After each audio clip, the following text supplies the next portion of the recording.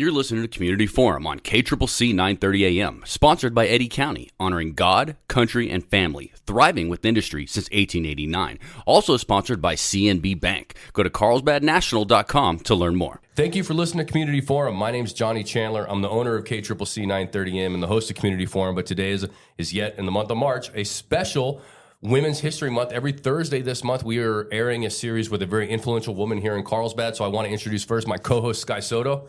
Hi, everyone. I'm happy to be here. I'm glad you're here, Sky. This is our third one, which is great. And we have one more for this month, so I'm really excited about this. Our Women's History of the Month guest today is Margaret McClure. How are you doing, Margaret? I'm doing pretty good for this time of year when allergies are hitting everybody. Yeah, every one of us, if you're listening to the radio right now, everyone has that nasal feel, right? We sound a little more nasally than we normally do, but we're just in good company with everybody else in town. We're not unique. Everybody's suffering right now. So we're going to handle this together. Now, Sky, before you, I know you always have a list of questions, but we interviewed Margaret McClure and the Legacy Ladies for the Carlsbad Community Concert Association here at the SENMC, which is where we record now. And at the end of that interview, Margaret gave me one of the best questions, the best riddles ever, right? So I would like this whole interview to start with this riddle this question that Margaret McClure has, and then we're not going to answer this question until the very end of our interview. So anybody that's listening, I want you to really think, you're going to have to really brainstorm about the very unique thing about Carlsbad that she's about to tell us. So, Margaret, please tell me that story again, if you would, please. The story I told you was that I have lived in the biggest house in Carlsbad, and I asked you to see if you could tell me where it was. Mm-hmm. Now, I started asking you a bunch of questions about that. So the biggest house in Carlsbad, well, we know there are some really big houses in this town. That's right. But none of them, the really big ones on the river, were not built long, long ago. Those are pretty new, and those are massive mansions, and they're beautiful. But you lived in the largest house in Carlsbad at what age? I lived my last 4 years of high school, so that was 15, 16, 17, and 18 years old. Okay, so you're 15, 16, 17, 18 years old. You lived in Carlsbad, New Mexico, obviously, in the largest house. So my next question, Sky, was I'm trying to figure out where this could be. Because it's old school, right? You're 88 years old, so 16, 17, 18 is years and years and years ago, decades ago. So decades ago, where was the largest house? And so I asked you, where was it? And you said it was in the middle of town. Right, smack dab in the middle of downtown Carlsbad, right? Which, Sky, I'm going to challenge you on this one for a second, right? This building, smack dab in the middle of downtown Carlsbad, means it still exists today. It's still there. Okay, right. So, think about that, Sky. All the buildings in downtown Carlsbad and the downtown area are pretty much historic, right? Except for like CNB Bank is kind of a newer building. Some of the banks are kind of newer. Wells Fargo's newer, stuff like that. But most of our buildings in downtown Carlsbad are as old or equally as Margaret. That's okay. You can say that. I don't mind. So for the rest of this program, folks that are listening, kind of while you're listening to us, kind of brainstorm a little bit about where did Margaret live when she was in high school in downtown Carlsbad in the biggest house. Brainstorm that. We'll follow up and we'll let you give us the answer at the end because it is incredible. All right. I digress. I was so fascinated with that, Margaret. Thank you. And I think you're such an amazing person when I met you. I couldn't wait to get you back on. Thank you. Now we're gonna go to Sky Soto. She's gonna ask some of her questions that she has specifically for our Women's History Month podcast series. And then I'll play off of that too. So go right ahead, Sky. Yeah, so I have a couple of questions. If you could just tell me about yourself, your name and your career, and where you're from. I was born February 6, 1936, here in Carlsbad. And at that time, on the corner of Guadalupe and Green Street was a hospital. Right now, it is a telephone exchange office. So that's where I was born. And my parents came to, actually, they moved to Loving, my dad said, on their honeymoon, as he was in 101 years ago, in 1923.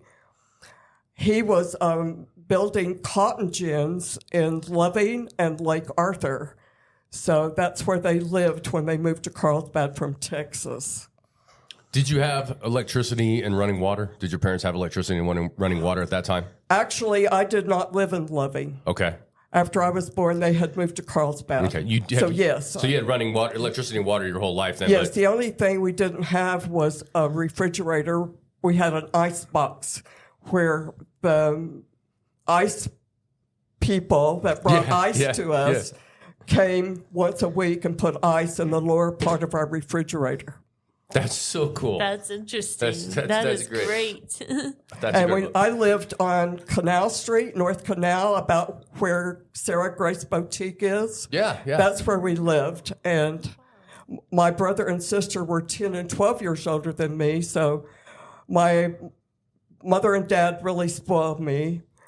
We lived next door to people called Wertheim's, and Wertheim's had a furniture store in downtown Carlsbad, someplace around where the Hallmark shop is on South Canyon. Like the Candlewood shop? It was called a furniture store, Wertheim Furniture Store. Okay. So I remember when some of those places in Carlsbad burned when I was a little girl living on Canal Street. I also remember the flood that we had. My dad was a deputy sheriff at that time, and he had to go out and help a lot of people survive that flood. How old were you? Because it came almost to the courthouse area. Yeah, that's what I wanted to ask you. I was how old were you? probably 5. Now, the river must have looked way, way different back then. Yes, it compared was. to how it looks now, right? Yes. Give us an idea of what the banks of the river looked like when you were younger.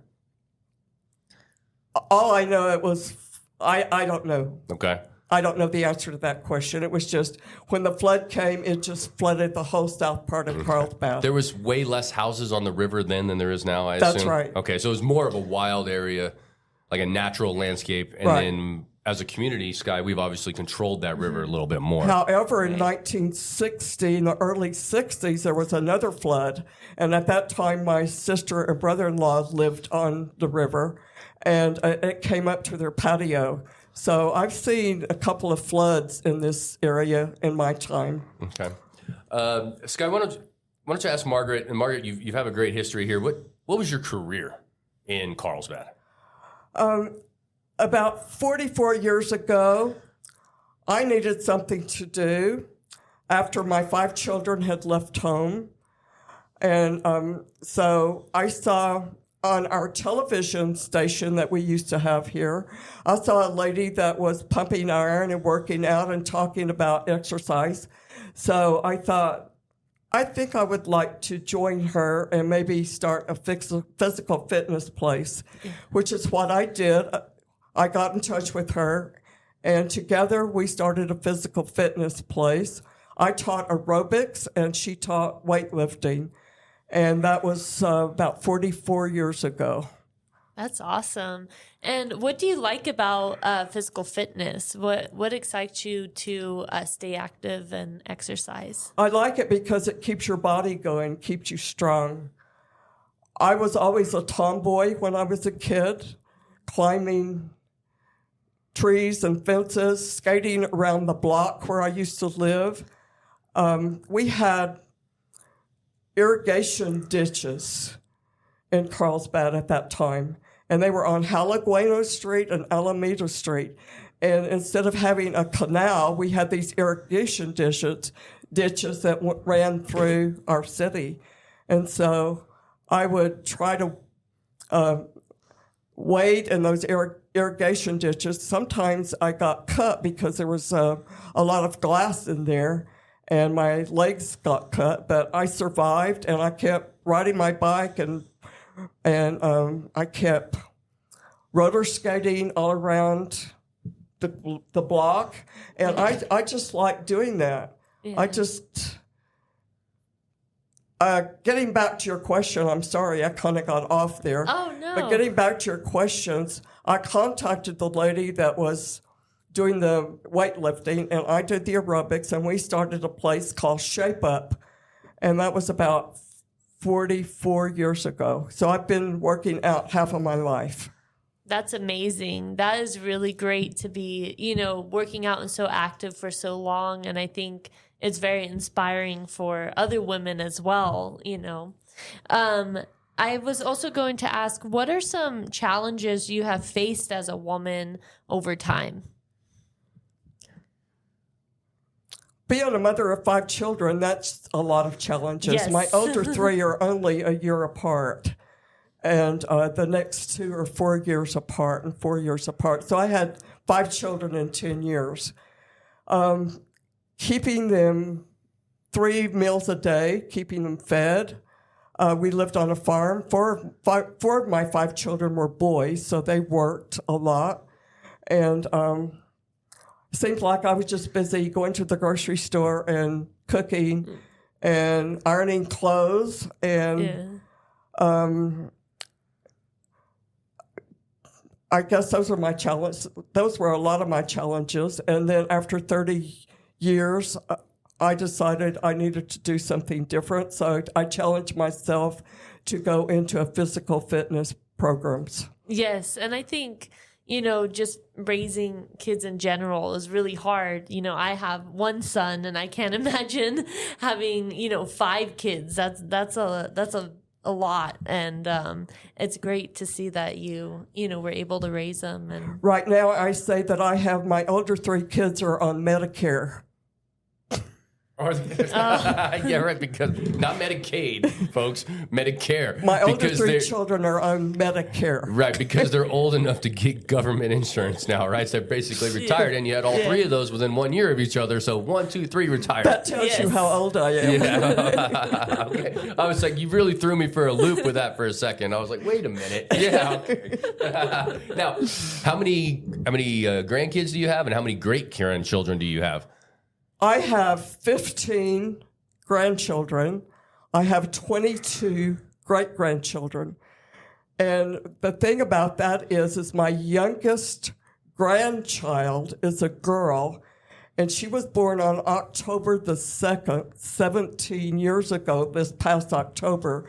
My oldest great-grandchild is a girl, and she was born on October the 4th, and she's 17. No. So I have 2 days difference in my youngest grandchild and my oldest great-grandchild. Right, well, that's because, my grandmother had 6 kids, right? Wow. My mom was number 5 of 6, right? Uh-huh. But she was the first one to have children at 17, 18 years old, my sister and I.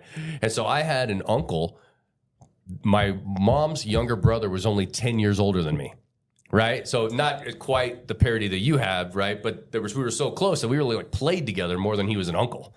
Because when you have when you have that many children, Margaret, over 10 years, the first one's going to have kids way before the last one. Typically, not in my family, but that's it. But otherwise, it was. And I do not give anybody anything for Christmas. Oh, you're done with that? There's so many. There's too many. On their birthdays, I give everybody in my family. I send them a birthday card with money. Nice.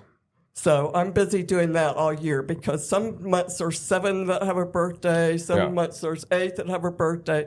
So yeah, it's almost like every month there's a celebration. Yeah, all the time. Hard to keep up with. Yes. So my next question is, what would you tell other women and girls that are interested in exercising and physical fitness? I would tell them to find a place where they can work out. There's quite a few places now in Carlsbad, as there not used to be years ago, but now there is. Also, the senior center at Mesa behind Denny's offers a real good program for women. And the qualifications is that you need to be 40 to join. Okay. And some people say, 40? And I say, yes. And you join it for $7.50 a year. Wow. And there are That's not quite bad. a few people that join that place every month, but there's also other places too. Also, we have some really nice hills and walking paths where you can walk. Walking's one of the best things you can do as far as I'm concerned. And if you don't feel like pumping iron or getting your heart rate up or in aerobics, you can always go out and walk this area. There's plenty of places around here to walk. You know where I really love to walk, actually, is I like to go to Living Desert. on an afternoon, walk around Living Desert, check out the animals, hang out for a little bit. It's like a great place to walk. Plus, we have the trails right around here, too, the college, which is also really nice. Yeah. For quite a few years, I used to walk up the Living Desert Hill and come down to the Ocotillo Trail and then back up and around. I did that for quite a few years. I just think that it really helps your body to do physical fitness because you can go home and sit and read all the time, which I'm not saying that's bad at all. That's good. But the body needs to move. So my theme is move it or lose it. Yes. Nice. All right. Yes. Yeah. And I think that's such a great point that, to exercise, you don't have to pump iron all the time or, do heavy cardio. You can just go for a walk. Something that I do, and this might be kind of funny, is I actually go shopping. So I'll just walk around Walmart or Ross. That's and then true. after a while, you're exhausted because you've been walking for like 2 hours looking at things. That's true. So, Also, our river has great place to walk too. Yes. A lot of people like to walk the river. yes. So another question I have is, what does Women's History Month mean to you? So the month of March is now considered Women's History Month. What does that mean to you? Well, that's a good question. I guess I probably need to think about that a lot. Well, let me ask you another question then, Margaret, related to that. And so, Sky, maybe you know this first. When was Women's History Month started? Like, what year did they start Women's History Month? Because it's going to be before Margaret, long before. Margaret was alive a long time before Women's History Month came around, right? Right. So you, as an influential woman in Carlsbad who helped with physical fitness and raised a wonderful family, right? And you spent your whole career here. There wasn't really a Women's History Month at some point. Now, the federal government and everybody decided to recognize the gains and some of the things that the women have suffered in our country once a year. Just like Black History Month in February, Women's History Month in March. So, Scott, did you figure out when that was started? No, actually, I don't know the answer to that question. But that might be, something that we can look up. And I'll look it up while we're talking. And Margaret, I'll let you answer. But the only reason that I mention that specifically is like you transcend the idea of a Women's History Month, right? You lived it and you fought every day, and women still do work hard every day, Right. continuously. But I guess my point is that you were before there was a Women's History Month, right? So now my question goes to, how do you feel, or do you like the idea that there's a month now dedicated for us to recognize women in our country and recognize the history of women in our country? Do you think that's a good thing? I think that's a great thing to do, and I'm glad that happens. I just wish more people knew about it. I'm not sure if with Facebook and everything that goes on, I'm not sure that if people go to their phones and look up different things that they could find out about History Month. But we used to have a really wonderful local paper, and it always had mentioned things like this in our paper. But now that we don't have it anymore and have to go to phones, but there's still people my age that don't even want a phone. Yeah. And so they depend on other means of the women's history. I also see, when I'm on Facebook, I see women from way back in the 1800s and early 1900s that have done things that I didn't even know about. And it's good to learn this and know about them, because sometimes you don't know where things came from, and it probably came from women doing their thing and not being recognized at the time. I agree with you completely, right? So we know all throughout American history, specifically from 1776 on, we know about every major male accomplishment in the entire country, right? From white men to African American men who were slaves, who invented cotton gins and peanut butter and all these things. Right. We know about all the men that invented everything, don't we? When we started learning about women, I think, and then more recently, suffrage, 1920s, they're allowed to vote. Okay, wait a minute. Yes, women are people too, right? And that's only the 1920s. That's only 100 years ago. It seems ridiculous to me that it's taken us this long. Women's History Month was proclaimed in March of 1987. That was the very first Women History Month, was in March of 1987. Wow. I didn't realize Yeah, that. it's much more recent than you think, right? Of Right. course. And then Congress and the president have issued a resolution every year in the month of March since 1987 to make sure that the month of March is Women's History Month. So it's a ceremony they have to do every year to also make sure that it remains Women's History Month. I appreciate the idea of a Black History Month, African American History Month, a Women's History Month.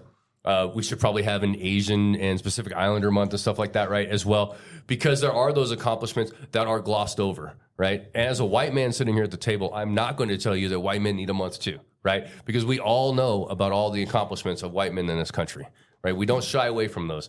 It's the ones that didn't have the same opportunity early on in the country, the beginning of our country, that then need that recognition today because they were ignored for so long. Right, and so there are some amazing women in history, amazing minorities in history that we just like gloss right over it, you know. And so it's important that we have these months to remember those things, right, and to just try to focus on that history that is so easily forgotten. Because when it comes to a white man doing great things, we're all going to know. You know what I mean? It's the other people doing great things, and we want to make sure that they get recognized for what they do as well. Would you agree with what I just said, Margaret? Absolutely. Okay.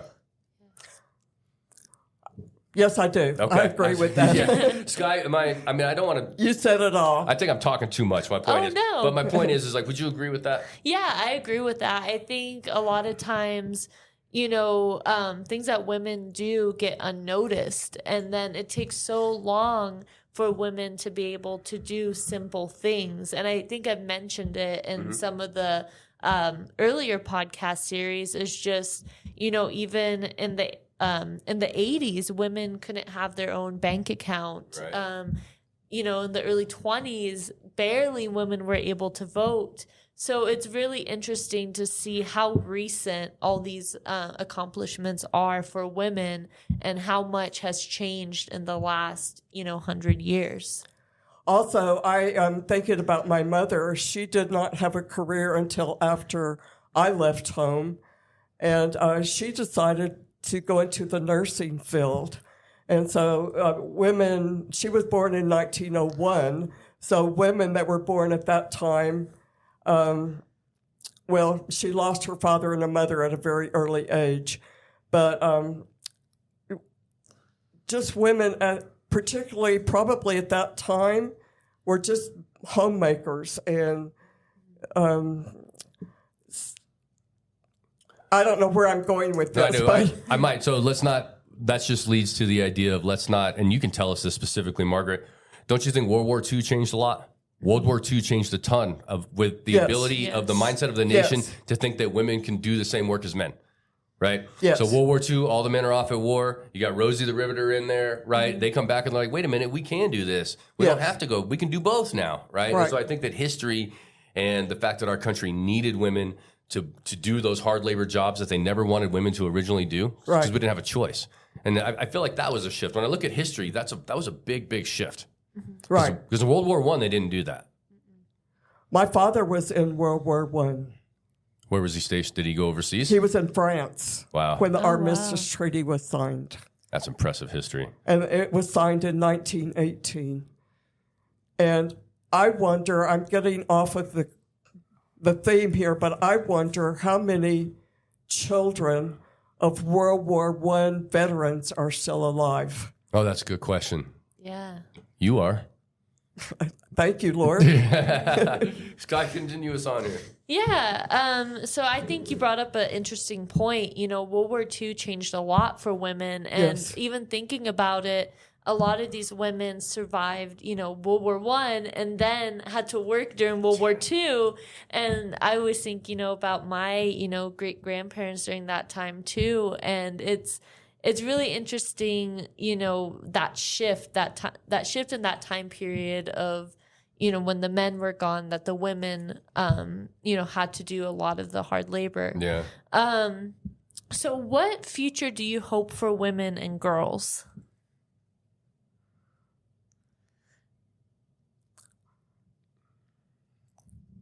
Keep moving. Yes. Get up out of your chair and move. I see so many people, especially when I go to the grocery store, that lean on their carts, and I want to say, please stand up straight. I think it's very important that you keep your body moving, and I'm very grateful that I can still move mine at my age. I happen to have 25 to 30 people in my class, not every time, but at times, and I wonder, why do they come to me? And then I think maybe I shouldn't say why. I should say thank you for coming to me and keeping your body strong and working out. It's just important to move, and I see a lot of people also these days and times that are dealing with dementia, and I really think exercise helps along that line. I'm not a physician or anything like that. You'd have to ask them, but I really think it helps to clear your mind, getting out in the open or working out with other people. It helps in that particular area. No, that's great. I think that it's safe to say we can look at the world today, and we've got quite a few people, men and women both, who do not appear very healthy, right? We've got some really unhealthy looking people in our country. We know that. And the key to a happy life when you get older is starting to move your body when you're young and continuing to move your body. I agree with that. And I think that healthy eating is also good, except for one thing. I'm not a very good healthy eater. And maybe that's why I have to work out harder all the time. I'm just saying that, like, if you know, none of us think about that. Sky, I'm 44. Sky, I know you're even a little bit younger than me. But the idea is when you're in your 20s, we don't think about how what we do in our 20s is going to affect our bodies in our 80s.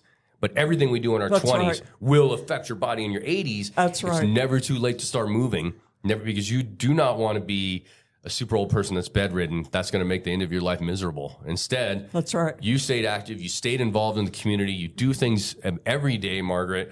Impressive, in my opinion. And as a result of that, look how active and mentally healthy you are. Yes. Right. You are a. I'm very grateful for that. I think you are somebody that younger women should aspire to when it comes to the idea of how healthy you can be later in life. I hear people say, I want to be like you. No, don't be like me. Be like yourself and get busy and take care of yourself. Got it. Scott, do you have anything else you want to ask? I have something I want to finish up on, but why don't you go ahead and ask anything you have finished up on? No, I don't have any more questions. I think that is great advice to stay active and to keep moving. And I hope more girls think about that because, you don't realize it right now. I know I sometimes, don't exercise as much as I would like to, but I do think it's important to keep moving and to keep walking, even if it's just going on a shopping spree at Walmart or at Ross, but you should really keep walking. If you can survive that. Yes. Quick side note, Walmart's crazy right now with all the construction and the remodeling. Have you been there since they started remodeling it? I'm getting ready to go tomorrow. I haven't been there so far. It's crazy. It's weird. It's odd. Anyways, since we're such a local community, But I imagine all of us could talk about Walmart. Yeah. I just see so many young people that have weight on them, and they're looking at their phones all the time. And I'm not sure if having all these phones at this particular time in history is good for you, because I just feel like they're missing out on so much. I mean, they can learn everything on this one little phone, but they need to take care of their bodies and stop eating and junk food and get up and move. That is so important. Thank you for emphasizing that. Yeah. Yes. So I want to finish this up with the question that we started with, Margaret. Yes. Ask us to remind everybody of the question and the riddle that you gave me at the beginning of this episode. Can you say it again for us? Can you tell us that again? I think I finally had to tell you the answer, didn't I? I know the answer now. You're going to tell us the answer, but I want to ask the question again. I lived in the courthouse because my father was sheriff, and there was living quarters for the sheriff's family. It was not in a basement. It was on the ground floor. It was in the northeast corner of the courthouse, which has been remodeled, and I'm sorry about that because the courthouse is so beautiful inside, and they have it closed up to the public. But there was the county health office was there. The county library was there. There were so many features in that courthouse.